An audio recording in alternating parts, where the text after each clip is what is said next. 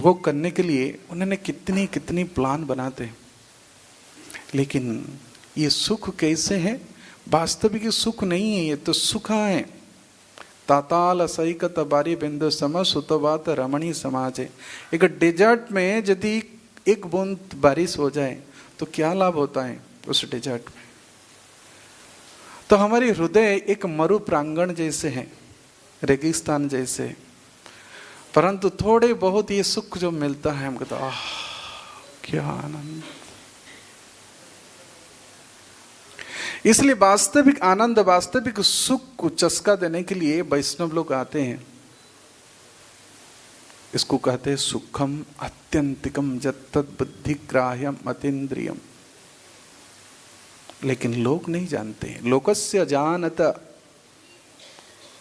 सुनाई पड़ रहा है? नहीं,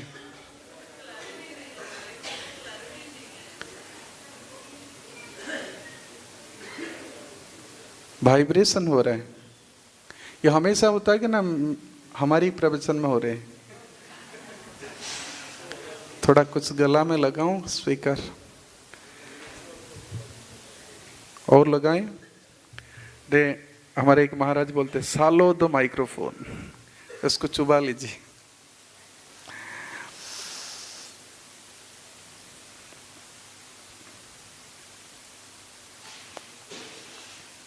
तो वैष्णव ये देखता है कि लोग मिथ्या माया सुख के लिए कितनी कितनी बड़ी बड़ी कठिनाइयों को अपने ऊपर लेते हैं, क्योंकि नहीं जानते कि माया की बहुत बड़ा पुरस्कार होता है। लेकिन फिर माया ने एक प्रकार लात मारती है, क्योंकि अब आप भगवान की बातें को नहीं समझे। माँ में कंग शरणं व्रज, तो माया ने लात मारेगी ये सुख देख करके। तो एक वैष्णव सचमुच जो सुख की वो अनुभव करता है, जो सुख अखंडित है, वो सुख को प्रदान करने के लिए वो परोपकार में लगा रहता है। वो क्या है परोपकार? भारत भूमिते मनुष्य जन्म हैलजार, जन्म सार्थक कर करी परोपकार। वो परोपकार क्या है? Just deliver this message. Krishna के संदेश को जारे देखा तारे कहा कृष्ण उपदेश, अमार आज्ञा गुरु हया तार ए देश। ये आदेश को पालन करता है। इसलिए वैष्णव जब दया से भर जाता है तो वो प्रीचिंग करता है, और प्रीचिंग सबकी बस में नहीं है। एक जो उत्तम भक्त होता है तो सभी जीव को देखता है कि दुखी हैं, तब फिर प्रचार, उनको उद्धार करने के लिए, उनकी कल्याण करने के लिए, उनको वास्तविक सुख और शांति प्रदान करने के लिए उनका अंदर दया उमड़ता है। दयया सर्वभूतेषु जद दीना परिपालनम। इन दीन दुखियारियों को देखकर के उनके हृदय कांप जाता है, कंपन होता है, व्यथित होता है। इसको कहते हैं दया। दया, करुणा और क्या होता है? कृपा। परंतु जो दया है तो लास्ट स्टेज है दया। कृपा जब भर जाता है वो करुणा में परिणत होता है, और करुणा जब भर जाता है वो दया में परिणत होता है। इसलिए चैतन्य महाप्रभु जब पूरा करुणा को करुणया अवतीर्ण कलो, तो करुणा को भर करके उन्होंने कलियुग में अवतीर्ण हुए। तो प्रहलाद महाराज कह रहे कि मैं देख रहा हूं ये मूर्ख जीव को कोई समझ नहीं है कि आत्मा के लिए क्या कल्याणकारी है, क्या श्रेय है, उस विषय में बिल्कुल उनको अनुभव नहीं है, रंच मात्र भी। क्योंकि थोड़े से सुख के लिए उन्होंने कितनी कितनी कठिनाई उठा रहे, लेकिन वो वास्तविक सुख नहीं है, वो तो माया सुख है, ये भ्रम है। और यहां पर सुखदेव गोस्वामी कहते हैं कि जब देवता लोग शिव जी से याचना किए, शिव जी समझ गए, क्योंकि विष्णु भक्त क्या कहते उसको, भवेद दैवम असुरम तत् विपर्चय। तो विष्णु के जो भक्त होते हैं उनको कहते देवता, और असुर लोग हमेशा ही उनके विरोध करते हैं। और भगवान वास्तविक आते ही मिशन को चलाने के लिए परित्राणाय साधुनाम इंद्रारी व्याकुलं लोकं मृंडयन्ते जुगे जुगे, हमेशा यहाँ आते देवताओं को प्रोटेक्शन देने के लिए, क्योंकि वो आज्ञाकारी सेवक है। हालांकि दोनों में कोई भेद नहीं है, क्योंकि भगवान की दोनों ही संतान हैं, समहं सर्वभूतेषु। परंतु जो शरणागत हैं, तो शरणागत की रक्षा करना भगवान की कर्तव्य है। और दूसरा कर्तव्य है जो वैष्णव के हृदय में करुणा भरी है। शिव जी जैसे महान वैष्णव यही कहते हैं, ये मेरी जिम्मेदारी है, आसंग प्राण परिस्फुरं विधेयम अभयं ही में, ये मेरी कर्तव्य है उनको भय से उबारना, उनको अभय प्रदान करना, उनको सत मार्ग को दर्शन करके सुख प्रदान करना, ये मेरी कर्तव्य है। एतवान ही प्रभुर अर्थ जद्दीन परिपालनम, यही भगवान की इच्छा है, क्योंकि भगवान ही सभी जीव की कल्याण करने वाले हैं। और एक वैष्णव जो भगवान के प्रतिनिधित्व करता है वो भी है सर्वभूत हितेरता, वो अपने ओर से पूरा संतुष्ट है, परंतु उनका अंदर है दयया सर्वभूतेषु संतुष्ट एन केनचित्, वो किसी भी प्रकार वो उद्विग्न नहीं है, वो संतुष्ट है, क्योंकि भगवान के स्मरण में इतने वो तल्लीन रहता है, कभी भी उनके मन में कोई कामना कोई वासना उनको उद्विग्न नहीं करता। इसलिए प्रहलाद कहते हैं मुझे कोई संसार की वासना उद्विग्न नहीं करता है, नैव दीजे परदुरतया वैतरण्य, क्योंकि आपकी गुणगान करने में मैं एक्सपर्ट बन गया हूं। परंतु ये मूर्खों को देखो क्या कर रहे हैं। तो सुकर कुकर जैसे प्राणी हैं, उनको कितनी भी समझाओ, गद्दी से लात खाने के बाद भी गधा कभी सुधरता नहीं है, फिर भी गीत गाता है, बेशर्मा को कोई शर्म नहीं आता है। इसलिए प्रभुपाद कहते हैं ये चार प्रकार लोगों को आप समझा नहीं सकते हैं। कौन कौन है? न मंगदस्कृतिनो मूढ़ प्रपद्यन्ते नराधमा माययापहृत ज्ञान आसुरम भावमाश्रिता, क्योंकि असुर भाव की वो आश्रय लिए हैं। किन लोग को आप समझा सकते हैं?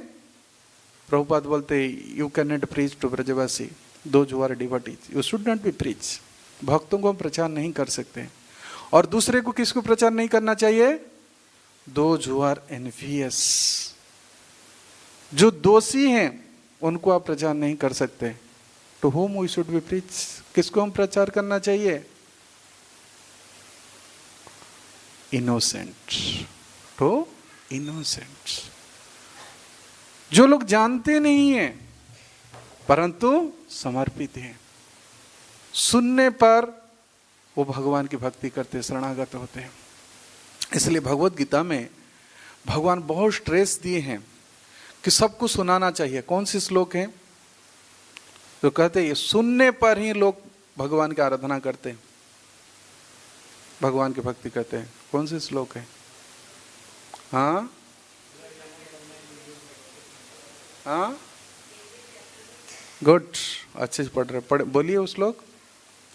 ध्यानेन आत्मनि पश्यन्ति केचित् आत्मना आत्मना, कोई ध्यान के द्वारा भगवान को दर्शन करता है। ध्यानेन आत्मनि पश्यन्ति केचित्, और कोई आत्मा को नियंत्रण करके, इंद्रियों को नियंत्रण करके भगवान को दर्शन करते। अन्य सांख्य सुख, और कोई सांख्य योग को अनुसरण करके ये आत्मा है ये अनात्मा है, वो फिर आखिरी में जो सांख्य योग के निष्कर्ष से हैं क्या है? बुद्धि योगम, अपने मन को भगवान की सेवा में लगाओ।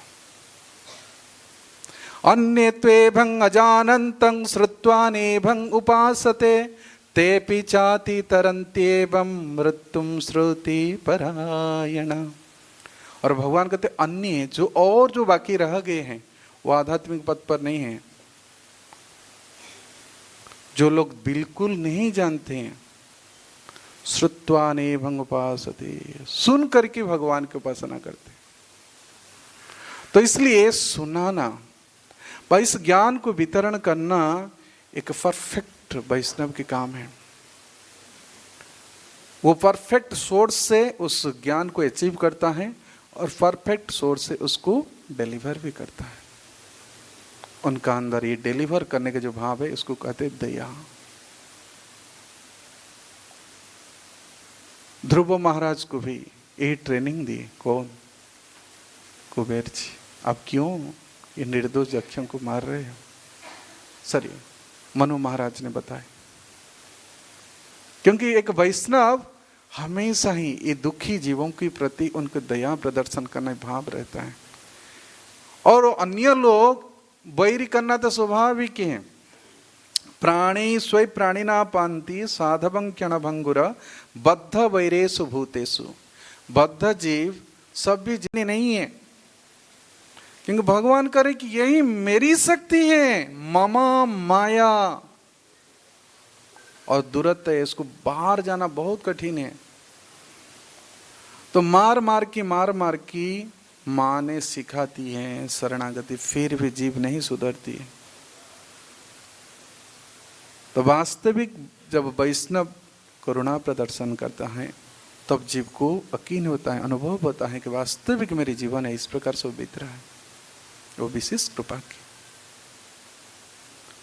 और कलियुग में तो ऐसे देखा जाए सब इसी प्रकार स्थिति में है। यदि वास्तविक प्रभुपाद ये मिशन को शुरू नहीं करते हैं, पतित उद्धार के जो महाप्रभु का मिशन को नहीं बढ़ाते पाश्चात्य जगत में, तो सब लोग वही रहते हैं।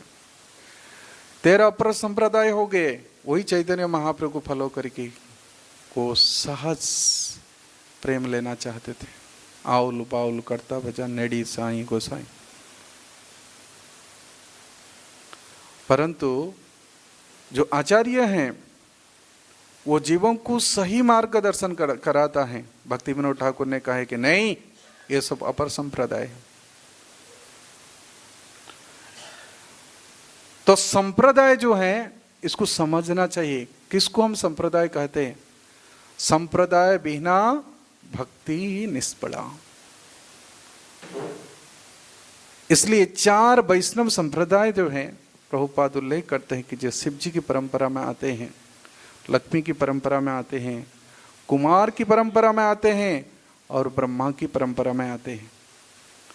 ये 4 संप्रदाय जो आचार्य जो शुरू किए जो मिशन है, ये है करुणा की मिशन है। जैसे अभी शिव जी देवताओं को उद्धार करने के लिए स्वयं ही विष पान करने के लिए जाएंगे। अभी स्वयं को ऐसे एक उत्कल भाषा में व उड़िया भाषा में एक कवि ने भी लिखे कि वैष्णव कवि, मजी बना पछे नरक के पड़ी था वो जगत उद्धार है। मैं नरक में जाऊं लेकिन जगत का उद्धार हो जाए। और ये कभी भी कहे देशवासी जान तुम पिठिरी, मतलब मैं उनको फिट से तैर करके उसको नदी को पार करा दूं, क्योंकि भव सागर में सब लोग डूब रहे। ये भावना केवल सुनने पर नहीं होता है, कुछ अभ्यास करना पड़ता है। एक ऋषि जल में तर्पण कर रहे थे, आप लोग सुने ना प्रसिद्ध कथा। बार बार बिच्छू आकर के उसको डंक मारता था, उनको पीड़ा होता था, फिर भी वो गिर जाता, फिर उसको उठाते। तो ऊपर एक व्यक्ति ने उसको पूछे, महात्मा जी बुद्धि आपका खराब हो गया क्या? आपको बार बार डंक मारता है और फिर भी आप उसको उठा रहे हैं। तो उन्होंने क्या उत्तर दिए? वो तो एक बिच्छू होकर के अपने स्वभाव को मेंटेन कर रहा है और मैं साधु होकर के मेरे स्वभाव को मेंटेन नहीं करूंगा। साधु का स्वभाव क्या है? पर दुख दुखी। वो बह रहा है। लेकिन देखिए भगवान कंडीशन रखते हैं। शायद मैं परसों बता रहा था, हाँ वहां पर था आपका प्रोग्राम। तो भगवान श्री कृष्ण माँ के साथ गए थे दिवाली के अगले दिन। ऐसे दीपदान करना था, लेकिन वही तो दिवाली के दिन ये लीला हो गया। तो माँ ने सोची कि फिर कृष्ण भाग ना जाए, मैं साथ में लेके जाऊं। वो लेके आई जमुना के किनारे। और भी कुछ माताएं आए थे, दीपदान किए। संध्या समय था तो फिर पानी डाल करके आगे बहा दिए। और दीपदान करते समय कृष्ण को उन्होंने नीचे उतार दी।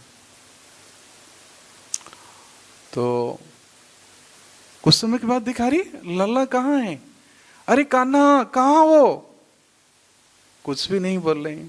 तो फिर नजर डाले तो देखे वो नदी के किनारे में जा करके उस दीप जहां सो बहा दिए थे उस सारे दीप को उठा करके ऊपर रखते। तो माँ ने कहा ये क्या कर रही हो लाला? कहते ये सो बह रहे हैं तो इनको मैं ऊपर उठा रहा हूं, उद्धार कर रहा। अच्छा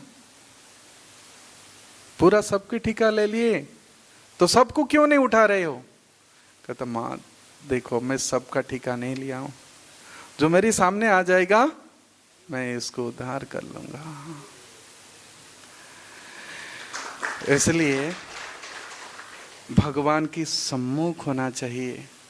लेकिन कृष्ण से भी और कृपामय होते हैं वैष्णव। इसलिए भगवान श्री कृष्ण सोचे नहीं, वो कंडीशन में डाला था, जे जथा मांग प्रपद्यन्ते तांग तथैव भजामि हम। लेकिन ये कंडीशन डालूंगा ना तो कलियुग में कौन बचेगा? सब दुष्ट है, विनाशाय च दुष्कृता, वो मेरे शरण में नहीं आएंगे। इसलिए उनका हृदय में जब करुणा भर गई, कृष्ण ने क्या हो गए? कृष्ण चैतन्य करुणया अवतीर्ण कलो, वो करुणा भर गया। और उन्होंने कहा कि जो मुझे तिरस्कार करने वाले भी, जैसे कृष्ण तो एक बार ही उद्धार किए थे किसकी? बकासुर की बहन बकी को, क्योंकि मारने के लिए आई है, उसको मां की गति थी। लेकिन महाप्रभु ने कितनी जीव को उद्धार किए? तारा साखी जगाई माधाई। और उतना नहीं, जितने बड़े बड़े सब ब्राह्मण परिवार के भी थे जो महाप्रभु की समालोचना करते थे, निंदा करते थे, क्योंकि स्वाभाविक उनके इसमें ही रुचि रहता है। लेकिन महाप्रभु सबको उद्धार कर रहे हैं, नित्यानंद प्रभु और हरिदास ठाकुर के द्वारा। सुना सुना नित्यानंद सुना हरिदास, आमारा आज्ञाएं सर्वत्र करह प्रकाश। घरे घरे गिया तुम्ही मागिए ही भिक्षा, बोलो कृष्ण भज कृष्ण कर कृष्ण शिक्षा। गीता पढ़ो, एज इट इज गीता ले लो, जपमाला लो। इसको हम कहते हैं परंपरा, फॉलोअर्स। सिंपली फॉलो इस फॉलोअर्स। इसलिए हम यदि जोड़े रहना चाहते हैं, कहते जोड़े रहो हमारे साथ। कैसे? इस परंपरा के साथ, हमारे साथ नहीं। हम भी कभी भी हमारा मन को चेंज कर सकते हैं। इसलिए भगवान कहे कि जो ज्ञान मैं देता हूं एज इट इज इसको फॉलो करो, नहीं तो परंपरा टूट जाएगा। एवं परंपरा प्राप्तं इमं राजर्षयो विदु सकालेन नेह महता जोग नष्ट। तो जोग फिर नष्ट हो जाता है, क्योंकि यदि हम एज इट इज फॉलोअर्स नहीं होते हैं, इस उपदेश को, इस ज्ञान को हम यथारूप समझना चाहिए। Fast understand. जानने पर ही अनुभूति होती है, विचार करने पर अनुभूति होती है। शास्त्र सुनना फास्ट है, लेकिन उसके बाद इसको चौवाना, जैसे पशु गाय तुरंत खा लेती है, लेकिन सेकेंड टाइम इसको क्या करती है? जगुली करती है ना। तो उसी प्रकार ज्ञान को सुनना है और उसके बाद विचार करना चाहिए। विचार करने पर ही तत्व का उन्मेषण होता है। विचार करिले तत्व, विचार करिले चित्ते पाव चमत्कार।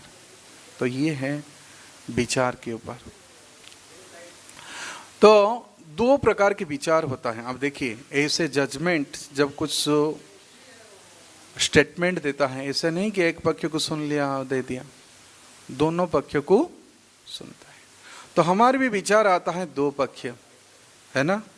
इसमें हम कहते हैं ना, कृष्ण पक्ष और शुक्ल पक्ष।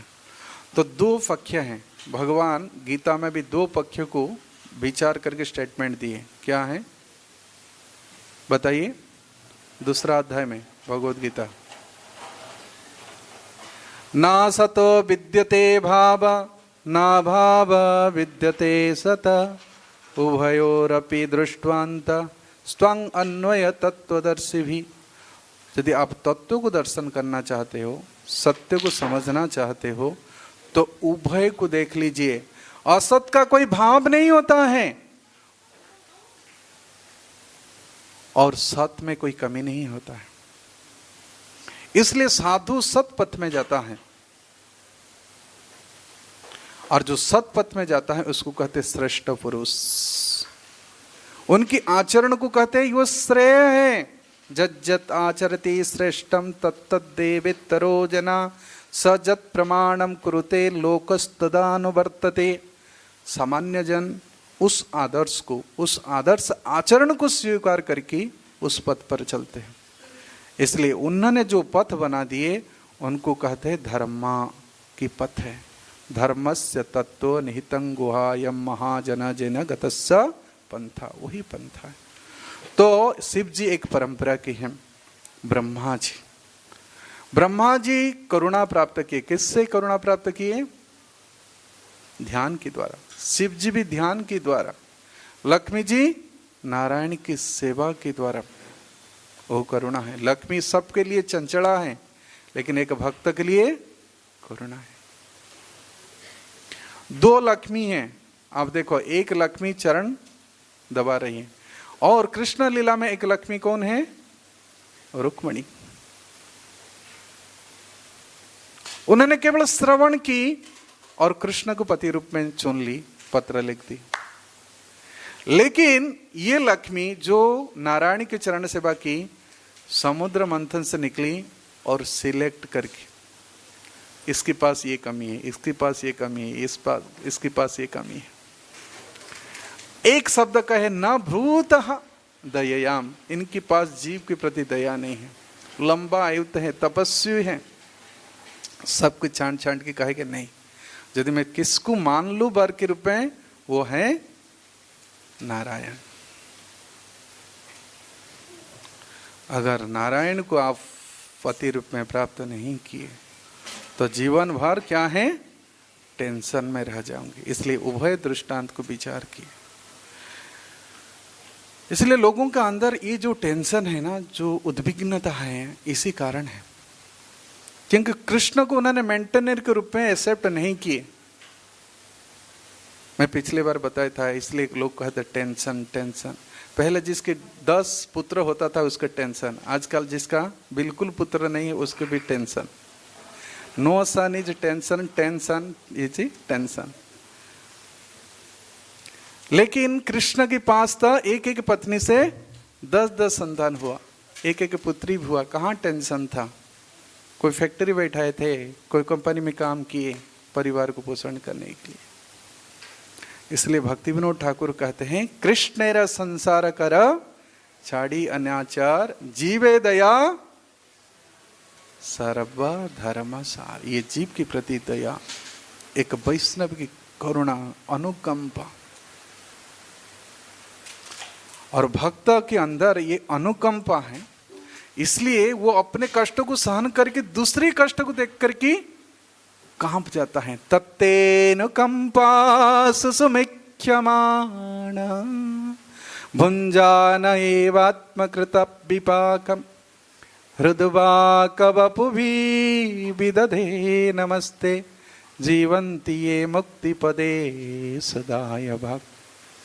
इसलिए भगवान अपने पुत्र समझ करके उसको वो करुणा फोर्सफुली देते हैं उसको, क्योंकि उनकी सहन करने की आदत हो जाते हैं, वो अचीव करेगा। क्योंकि भगवान जब आते हैं केवल दया लेके आते हैं, और वो इस दया को प्राप्त करता है, करुणा को प्राप्त करता है। कौन? प्राप्त से कल्याण, जो इस प्रकार सहनशील है, अपने ओर से सब कुछ सहन कर ले, कोई टेंशन नहीं है, और इसलिए हमेशा ही भगवान के गुणगान में रहता है। निवृत्त तर्षैरुपगीयमानम, निवृत्त तरस, उसका कोई तरस नहीं है,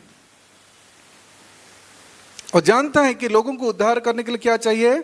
ये औषधि चाहिए। भवौषधि श्रुत्वा मनोभिराम, ये मेडिसिन है। महाप्रभु ने कहा कि मैं मेडिसिन लेके आया हूं। अरे लो ना, क्यों देर करते हो? आनिची औषधि माया नासीवार लागी, इस महामंत्र को मांग करके लो। और भक्त इतने कृपालु है, न मांगने पर भी वो जाकर के पैकिंग करके सेल करके पहुंचा देते हैं। ये है फुल आपका माला, ये थैला, झूला, और कर लो, माल मिल जाएगा। लोगों के मन भी लग गया, ये अनुकंपा। तो इसलिए वैष्णव परंपरा से जुड़े रहने के लिए इस अनुकंपा चाहिए।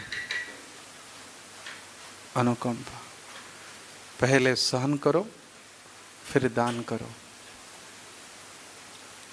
भगवान की भक्ति एक दान है, बदान्यता है, वो डिलीवर कर सकते हैं कि जो अपने ओर से सहनशील है। तो कुछ समय हमारे पर कंप्लेन आता है कि आप प्रश्न पूछने का अवसर नहीं देते, तो 5 मिनट समय है, 6 मिनट, यदि किसकी पास कोई प्रश्न है, जिज्ञासा है, कुछ मतदान करना चाहते हैं।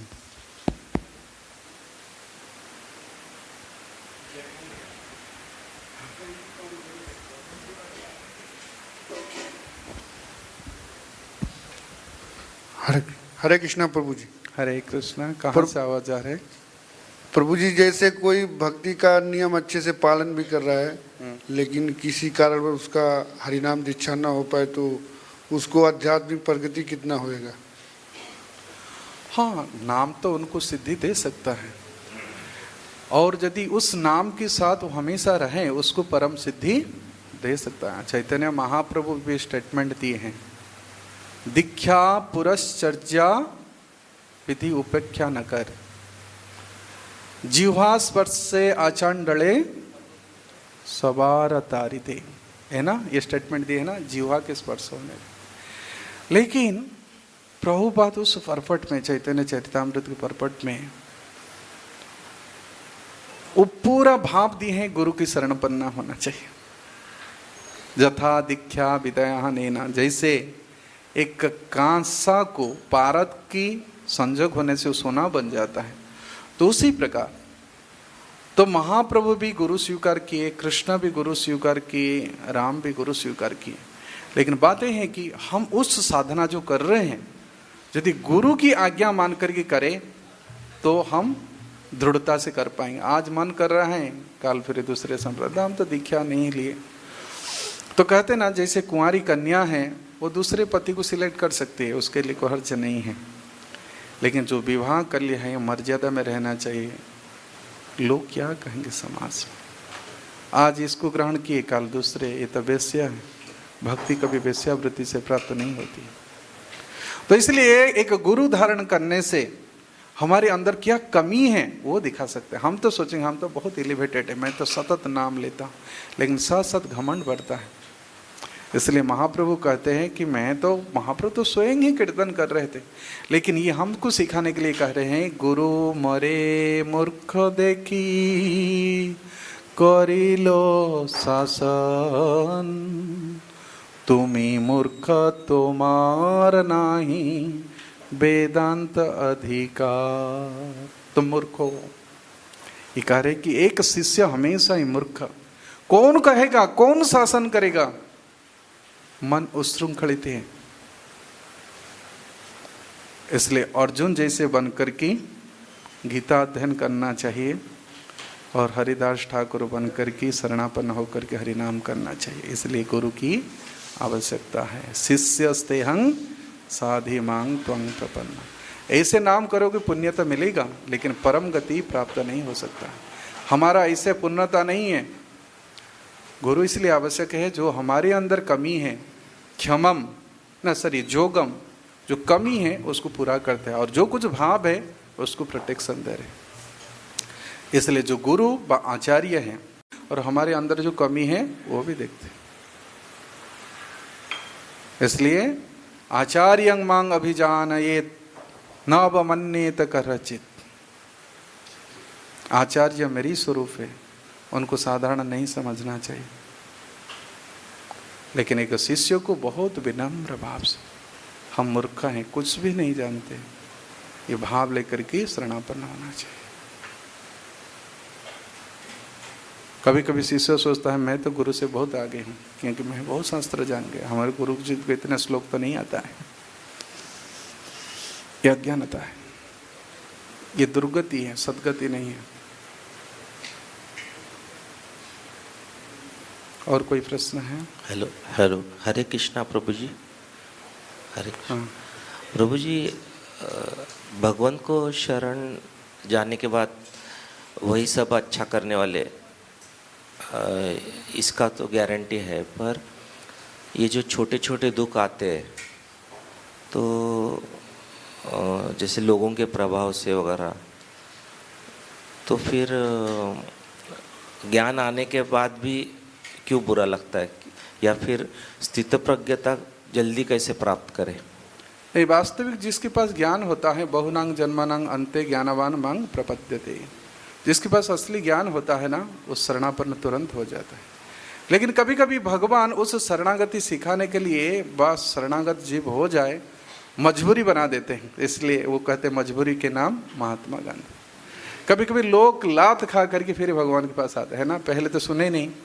जैसे विभीषण तो भक्त था, फिर भी कहता था भाई के उद्धार हो जाए, उद्धार हो जाए, लेकिन जो लात खाया फिर राम जी के शरण में आ गए। विदुर जी आप देखिए, वो भी सोच रहा था ये धृतराष्ट्र का उद्धार हो जाए, लेकिन जब दुर्योधन अपमानित करके भेजा तब फिर उन्होंने चल दी, है ना।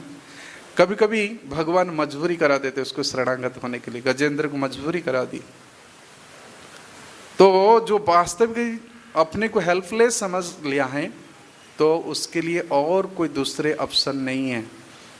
वो विदाउट विकल्प के साथ, संकल्प के साथ उन्होंने भगवान के शरणागत होता है, संकल्प के साथ, और कोई नहीं। उनके लिए कोई विकल्प नहीं रहता, नो ऑप्शन। माम एकं शरणं व्रज मीन्स वो हमेशा ही सोचेगा और कोई उद्धार नहीं कर सकता है। द्रौपदी ने तो भरोसा रखी थी ना, 5 पति। हम लोग सब सोचते हैं कि सब्जी में कमी है, फल में कमी, क्या हो गया? फाइबर। लेकिन द्रौपदी के पास 5 वर थे। कौन सा वर? धर्मराज थे, धर्म की वर। भीम थे, कर्म की वर। और अर्जुन बहुत सुंदर थे, प्रेम की वर था। सहदेव बहुत बुद्धिमान था, ज्ञान। और नकुल थे, नीतिवान। तो 5 बार वर था, लेकिन कोई उनकी लाज बचा नहीं सका। इसलिए उन्होंने कहा कि कृष्णम शरणम गता, हे जनार्दन, हे द्वारकानाथ, मेरी उद्धार कर लीजिए। तो जिसके पास वर रहता है वो कहीं काम नहीं आता है। जो फाइबर के पीछे है वो मृत्यु से बच नहीं सकते हैं। इसलिए वरम वरण्यम, मुझे ही वर के रूप में मान लीजिए। जैसे रुक्मण ने वरण कर लिए और भगवान ने उसकी उद्धार कर दी।